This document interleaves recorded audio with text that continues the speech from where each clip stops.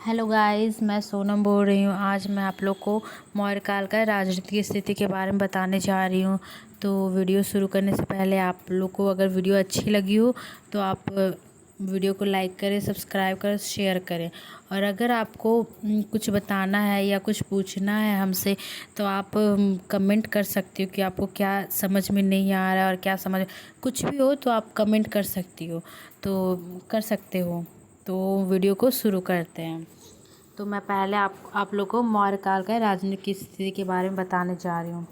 तो मौर्य काल जो है वो उसमें चार ऐसा पॉइंट दिया है कि साम्राज्य की एकता का व अखंडता को बनाए रखना, साम्राज्य का विस्तार करना, लोक कल्याणकारी कार्य करना, अधिकारियों स्वराज प्राप्त करना आदि। ये चार पॉइंट बहुत ज़्यादा ही इम्पोर्टेंट है। ये चारों को मैं डिस्क्राइब करके बताने जा रही हूँ, ठीक है।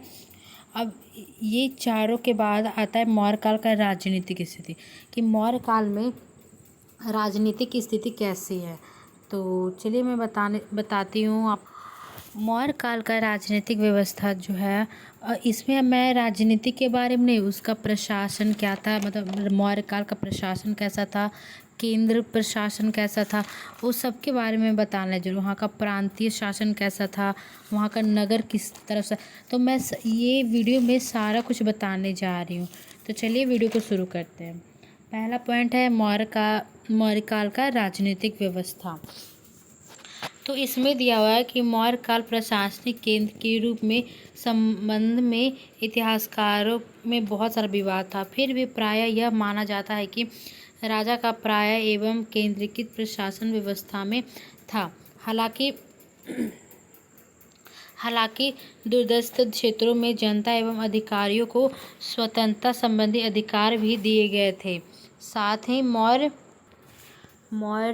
प्रशासन के रूप के संबंध में यह भी माना जाता है कि राज्य का लोकप्रिय स्वरूप एक कल्याणकारी संस्था का था। तथापि साम्राज्य की एकता व अखंडता को बनाए रखने के लिए राज्य द्वारा कुछ नियंत्रण का उपाय भी अपनाए जाते थे। अब इसमें पहला पॉइंट जो मौर्य काल का राजनीति था उसमें बताया जा रहा है कि बहुत सारे इतिहासकारों में विवाद हो रहा था कि वहाँ का राजनीति कैसा था, वहाँ का लोकप्रिय मतलब कैसा था, कल्याणकारी कैसा था। ये चारों जो ऊपर में पॉइंट है ना उसके बारे में दिया हुआ है इसमें, कि किस तरह से वहाँ का राजनीतिक व्यवस्था को बनाया गया, वहाँ पर क्या क्या कार्य किया गया, क्या क्या अपनाया गया, अलग अलग चीज़, ठीक है। अब इसका दूसरा पॉइंट है मौर्य काल के राजनीतिक, ये दूसरा, मौर्य काल का राजनीतिक व्यवस्था राजतंत्रात्मक पद्धति पर आधारित थे। मौर्य काल जो था वो वहाँ का राजा के द्वारा जो बनाया जाता है उस पे आधारित है, जिसमें प्रशासन का मुखिया राजा होता था। और ये सब जितना भी जैसे कोई नगर का प्रशासन है या कुछ भी जो भी है, तो सबसे ज़्यादा प्रधान वहाँ पर राजा को मतलब सबसे, जैसे गांव में कैसे होता है कि एक मुखिया रहता है जो जिसको सब कोई कुछ भी ज़रूरत हो या कुछ भी प्रॉब्लम हो तो वो सबसे पहले हेड के पास जाते। तो वही इसमें बताया गया कि मुखिया जो रहता था सबसे ज़्यादा मेन रहता था, अब वो राजा होता था। प्रायः राजा का पद वंशानुगत होता था, ठीक है। इसमें बताया जा रहा है कि राजा जो था, राजा का बेटा फिर राजा बनेगा, फिर उसका बेटा मतलब वंशानुगत चलता था, ठीक है। तथा समानता श्रेष्ठ पुत्र के उत्तराधिकारी के नियम का पालन किया जाता था। और जो राजा होते थे, राजा का जो बेटा सबसे बड़ा बेटा है वो मुखिया बनता था, फिर वो उसका बेटा का जो बड़ा बेटा होता था वो मुखिया बनता था। ये वंशानुगत होता था। हालांकि इस काल में राजगद्दी पर अधिकार करने के लिए राजकुमारों के मध्य संघर्ष के भी साक्ष्य प्राप्त होते हैं। इसमें अगर एक राजा का दो बेटा है तो दूसरा बेटा भी तो लड़ेगा कि हाँ हमको मुखिया बनना है, हमको राजा बनना है, जिसकी वजह से दोनों भाई में लड़ाई होता था, संघर्ष होता था। और उसके बाद दोनों में से जो बहुत अच्छा मतलब कि हाँ वो चला सकता है राज्य को, वो बनता था राजा, ठीक है। बौद्ध ग्रंथों के अनुसार अशोक ने अपने 99 भाइयों की हत्या कर राजगद्दी प्राप्त की थी। अशोक जो था बौद्ध काल का था, वो अपना 99 भाइयों को की हत्या किया था, तब फिर वो राजगद्दी पर बैठा था, ठीक है। तीसरा पॉइंट है मौर्य काल के राजा को पद का अर्धदैवीकरण भी हो चुका था। मौर्य काल में राजा के पद का अर्धदैवीकरण भी हो चुका था। उदाहरण है इसका, अशोक के अभिलेखों में उसे देवनाप्रिय मतलब देवताओं का प्रिय कहा गया है। ठीक है। चौथा पॉइंट है मौर्यकालीन राजनीतिक व्यवस्था चक्रवर्ती राज्य की अवधारणा पर आधारित थी। इस काल में राजा से उम्मीद की जाती थी कि वह एक विशाल साम्राज्य की स्थापना की गई थी। चंद्रगुप्त मौर्य का साम्राज्य उत्तर में कश्मीर से लेकर दक्षिण में गैसूर तक विस्तृत था। ठीक है। अब इसमें बताया जा रहा है कि वहाँ पर सब कोई बोलते थे कि राजा ऐसा होना चाहिए जो कि बहुत ज़्यादा विस्तृत हो, मतलब बहुत ज़्यादा तरक्की करे। और यहाँ पर बोला जा रहा है कि चंद्रगुप्त मौर्य जो था वह एक विशाल साम्राज्य अपना बनाया था और वह अपना साम्राज्य जो है कश्मीर से लेकर दक्षिण में मैसूर तक विस्तृत किया हुआ था। अशोक के शासनकाल में कलिंग जो है वो उड़ीसा में है भी मौर्य साम्राज्य में शामिल हो गया। इस प्रकार मौर्य साम्राज्य को भारत का प्रथम अभिलेख भारतीय साम्राज्य भी कहा जाता है। ठीक है। पांचवा पॉइंट है मौर्यकालीन राजनीतिक व्यवस्था लोक कल्याणकारी अवधारणा पर आधारित थी। इस काल में शासक वर्ग के द्वारा कई लोक कल्याणकारी कार्य किए गए, जैसे सिंचाई का प्रबंध, वृक्षारोपण, मुक्त चिकित्साकरण आदि। इसमें बताया जा रहा है कि मौर्य काल का जो राजनीतिक था उसमें बहुत सारा चेंजेस किया गया था। उसमें सिंचाई का बहुत अच्छा प्रावधान किया गया था, वृक्षारोपण किया गया था, मुक्त जो भी बीमार होते थे तो उसको चिकित्सा जो था वो फ्री में किया जाता था। अब छठा पॉइंट है मौर्यकालीन राजनीतिक व्यवस्था लोक कल्याणकारी। छठवां पॉइंट है मौर्यकालीन राजनीतिक व्यवस्था सप्तसांग विचारधारा पर आधारित थी। कौटिल्य के अर्थशास्त्र में उल्लेख है कि राज्य रूपी शरीर के 7 अनिवार्य अंग होते थे। एक कौटिल्य ने अपने अर्थशास्त्र में लिखा है कि राज्य जो था वो शरीर के 7 अंगों से बना हुआ है। पहला जो था वो राजा था, दूसरा जो अमात्य है, तीसरा जनपद, चौथा कोष, पांचवा दुर्ग, छठा सेना एवं मित्र, मतलब 7वां मित्र था। इसके सर्वाधिक महत्वपूर्ण राजा को ही इसमें सबसे ज़्यादा ऊपर राजा को माना जाता था। ठीक है। अब इसका 7वां पॉइंट है मौर्यकालीन राजनीतिक व्यवस्था पितृसत्तात्मक अवधारणा पर आधारित थी। ठीक है। मौर्य काल का जो राजनीतिक था कि राज्य को कैसे चला, वो मतलब जैसे पिता का बेटा हुआ बड़ा वाला वो राजा बनेगा, फिर उसका बेटा बड़ा जो रहेगा वो बनेगा, उस तरह से वंशानुक्रम टाइप चलता था। ठीक है। इस काल में राजा स्वयं को पिता एवं प्रजा को अपनी संतान मानता था। उदाहरण के लिए अशोक धौले अभिलेख में कहता है, सारी प्रजा मेरी संतान है। अब ये ऐसा होना चाहिए कि राजा जो है अपने प्रजा लोग को अपनी संतान माने, ताकि वो सारा सुधार करे, सब कुछ अपना समझ के अपना राज्य का सुधार कर अपने राज्य को पूरा विशाल बनाए, बहुत बड़ा साम्राज्य बनाए। तो अपने प्रजा को संतान मानेगा तभी तो कुछ कर पाएगा। और इसमें अशोक जो है धौलावीर अभिलेख में कहा है कि सारी प्रजा मेरी संतान है। ठीक है। तो आई होप आप लोग ये समझ चुके होंगे। तो मैं आगे का पॉइंट बताने जा रही हूँ मौर्य काल का प्रशासनिक व्यवस्था। मौर्य काल का प्रशासनिक व्यवस्था में है, मौर्य काल में भारत ने पहली बार राजनीतिक एकता प्राप्त की तथा एक विशाल साम्राज्य पर मौर्य शासकों ने प्रशासन किया। ठीक है। चंद्रगुप्त मौर्य न केवल एक महान विजेता वरन योग्य प्रशासन भी था। एक चंद्रगुप्त मौर्य जो था वो बहुत ही अच्छा एक महान विजेता था। वो अपना देश को बहुत ही विशाल करना चाहता, बहुत ही अच्छी तरह से चलाता था। कौटिल्य का अर्थशास्त्र, मैगस्थनीज की इंडिका, अशोक के शिलालेख, मतलब कौटिल्य जो थे वो अर्थशास्त्र लिखे हैं, मेगास्थनीज जो है वो इंडिका लिखे हैं। तो ये सब में अशोक के बारे में बताया गया है। ठीक है, इसका दूसरा पॉइंट है चंद्रगुप्त मौर्य ने अपने गुरु मित्र व प्रधानमंत्री चाणक्य की सहायता से जिस शासन प्रणाली को आरंभ किया, इसके आगे चलकर अंग्रेजों ने भी कई हजार वर्षों तक उसी शासन प्रणाली को भारत में प्रतिस्थापित किया। अब इसमें बताया जा रहा है कि चंद्रगुप्त मौर्य जो था वो अपने गुरु, उनके मित्र, उन प्रधानमंत्री जो थे चाणक्य, तो वो सबकी सहायता से बहुत ही अच्छा और सुदृढ़ शासन प्रणाली बनाया था। ठीक है, और वो कई हजारों साल तक चला, और जिसकी वजह से अंग्रेज लोग जब आए तो वो भी वो चीज़ को पालन करते कि किस तरह से वो चला रहे हैं और किस तरह से नहीं। तो उसका आगे वाला पॉइंट है मौर्य प्रशासन को निम्नलिखित भागों में बांटा जाता है। मौर्य का जो प्रशासन है वो 6 भागों में बांटा गया है। केंद्रीय प्रशासन, प्रांतीय प्रशासन, न्याय प्रशासन, राजस्व प्रशासन, आरक्षा एवं गुप्तचर व्यवस्था, सैन्य प्रशासन। अब मैं ये सब मौर्य काल का जो प्रशासनिक व्यवस्था था उस सब को डिस्क्राइब करूँगी। जैसे केंद्रीय प्रशासन है तो उसके बारे में बताऊँगी, प्रांतीय है, न्याय है, सैनिक है, आरक्षक, गुप्तचर है, वो सब के बारे में बताने जा रही हूँ। तो उसका पहला पॉइंट है केंद्रीय प्रशासन। ठीक है, तो केंद्रीय प्रशासन के निम्नलिखित भाग, मतलब इसमें 2 भाग है।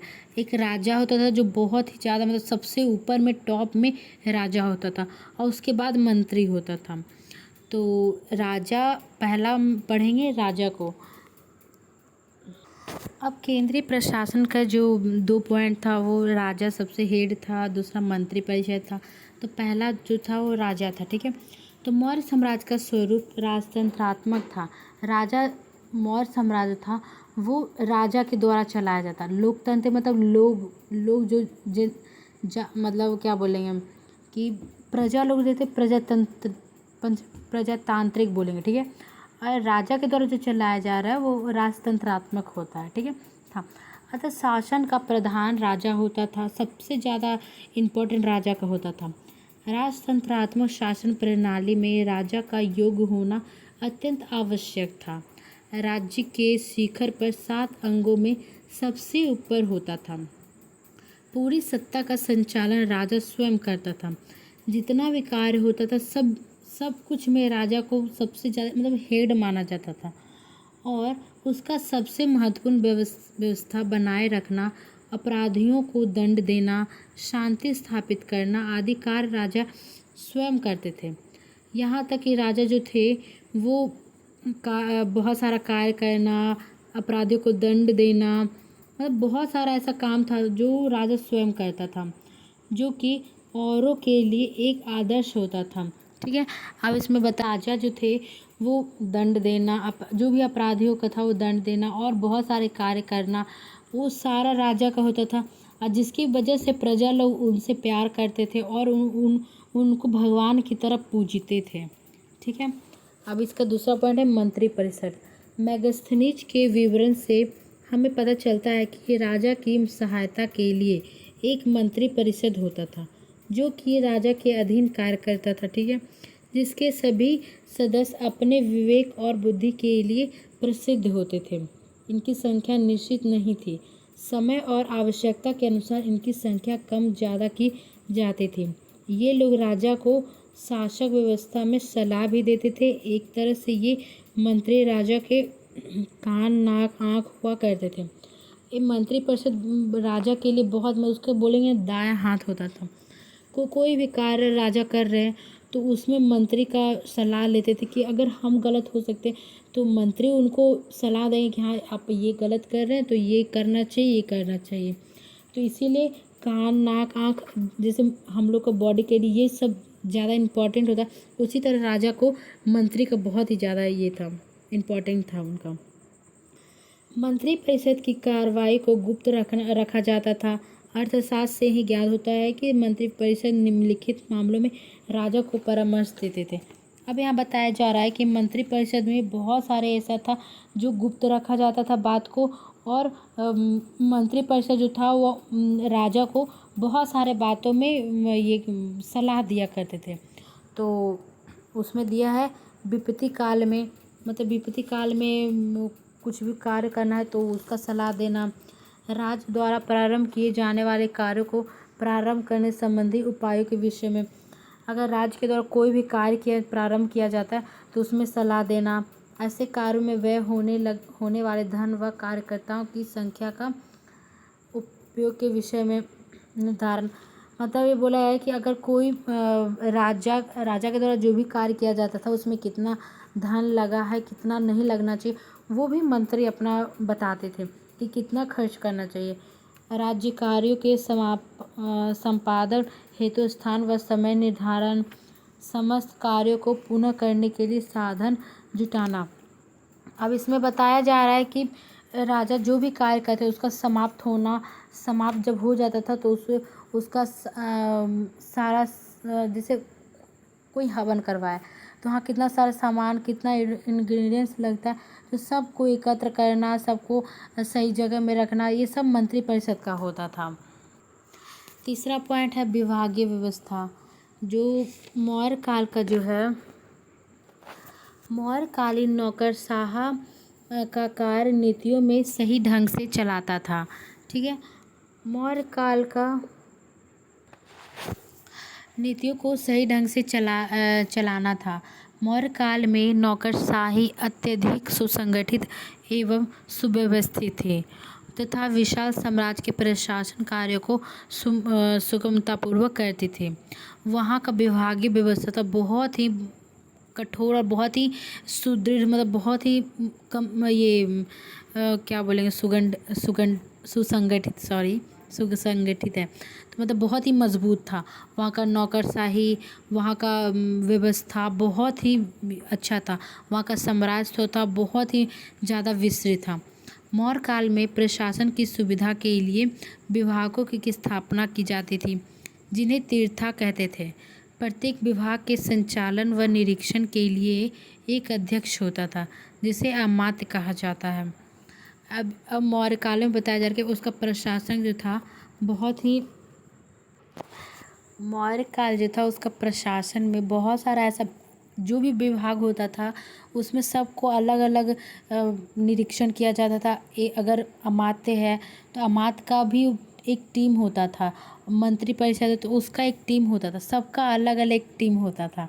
ठीक है, तो प्रत्येक विभाग के अनेक उप विभाग होते थे।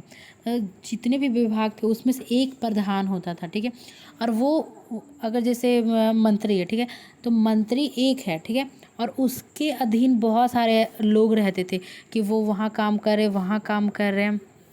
अर्थशास्त्र में जिन 18 अमात्यों का वर्णन मिलता है उनमें प्रमुख है मंत्री एवं पुरोहित, समाहर्ता, संधिदाता, सेनापति इत्यादि। ये सब जो थे बहुत ज़्यादा इम्पोर्टेंट थे राजा के लिए। से मंत्री हुआ, पुरोहित जो होते थे जो पूजा पाठ करवाते थे, और सेनापति जो थे, और ये सब बहुत ही ज़्यादा इम्पोर्टेंट है। अब ये दूसरा पॉइंट है प्रांतीय प्रशासन। आई होप आप लोग को जितना भी मैं समझाई हूँ आपको समझ में आ गई होगी। तो आगे बढ़ते हैं, आगे सेकंड पॉइंट में पढ़ रही हूँ। ठीक है, मौर्य साम्राज्य अत्यंत विशाल था, अतः संपूर्ण देश का प्रशासन सीधे पाटलिपुत्र से संचालित करना संभव न था। अतः प्रशासनिक सुविधा को ध्यान में रखते हुए मौर्य शासकों ने अपने साम्राज्य को 6 प्रांतों में विभक्त किया था। अब ये मौर्य साम्राज्य बहुत ही विशाल था, अब उसको चलाने के लिए बहुत सारे लोगों का ज़रूरत था, और इतने विशाल अगर वो लोग नहीं, मौर्य काल में जो था बहुत अगर जैसे संचालित करना और बहुत ही चलता, उसमें 6 प्रांत को विभक्त किया जाता। इन प्रांतों को चक्र कहा जाता है। ये जो 6 प्रांत थे उसको एक चक्र बोला जाता। उसमें बहुत सारे 6 जगह था, उसमें सब में अलग अलग लोग को रखा गया था। इन चक्रों पर शासन करने के लिए साधारणतः राजवंशीय व्यक्तियों को ही नियुक्त किया जाता था। अब ये सब जो राज्य था 6 प्रांत था, अब वो सब पर राज्य के कोई भी व्यक्ति, मतलब राजवंशीय राजा के द्वारा जो भी राजवंश था, उत्तरापथ, इसमें पंजाब, कश्मीर, गांधार, सिंध आदि प्रदेश थे। इनकी राजधानी तक्षशिला थी। ठीक है, तीसरा जो है कलिंग है, इसकी राजधानी तौशाली थी। अब प्रत्येक प्रांत अनेक मंडलों में विभक्त था, जिन्हें महामात्र शासन करते थे। ठीक है, प्रत्येक मंडल, इसमें सब में अलग अलग बताया। पहला जो प्रांत था उन्हें अनेक मंडलों में विभक्त किया गया था। और दूसरा पॉइंट में है, अब प्रत्येक मंडल पुनः विभिन्न जनपदों में विभक्त होता था, जिनका प्रधान अधिकारी समाहता होता था। अब ये जो जनपद था वो प्रशासन की सुविधा के लिए पुनः अनेक नगरों में विभक्त था। प्रत्येक जनपद की सबसे छोटी प्रशासनिक इकाई ग्राम होती थी। ये तीनों पॉइंट में बताया जा रहा है कि प्रत्येक हर जो 6 प्रांत था उसमें सबसे हेड मंडलों को होता था। मंडल जो था उसको महामात्र चलाते थे। अब मंडल जो था वो जनपद में विभक्त है। ठीक है, और इसको प्रधान अधिकारी जो है वो चलाते थे। अब ये जनपद जो है वो ग्राम में विभक्त था। अब एक ग्राम को वहाँ का सब छोटा प्रशासन जो था वो चलाते थे। अब इसका दूसरा पॉइंट है ग्राम प्रशासन। ठीक है, प्रशासन की सबसे छोटी इकाई ग्राम थी, जिसका अधिकारी ग्रामिक कहलाता था। ग्रामिक गांव वासियों द्वारा तथा सबसे प्रधान होता था। ये तो गांव में जैसे कोई एक हेड रहता था। ग्राम अगर एक गांव है तो सारे गांव के लोग मिलकर एक को चुनते हैं कि हाँ वो अच्छा है, वो फैसला ले सकता है, तो उसको हेड बनाया जाता था। वही इसमें बताया जा रहा है। गांव के प्रशासनिक कार्य ग्रामीण अन्य व्यक्तियों की सहायता से एक करता था। वह अपराधियों को दंड देता व सार्वजनिक कार्यों को संपन्न करता था। नए गांव बसाने अथवा संकट काल में राजा बसाना या संकट के काल में राजा ग्रामीणों को कर से मुक्त कर देता था। अब इसमें बताया जा रहा है कि जो गांव में तो पंचायत लोग होता ही था, तो अगर नया गांव बसाना है या कोई संकट आपदा आ जाती है तो राजा जो थे वो प्रजा लोग, जो ग्रामीण लोग था, उसको कर से मुक्त किया जाता था। ठीक है, उनको कोई कर नहीं दिया जाता था। ग्रामवासियों और सरकार के ग्राम अध्यक्षों के कार्यों व चरित्र की देखभाल के लिए गुप्तचर नियुक्त थे।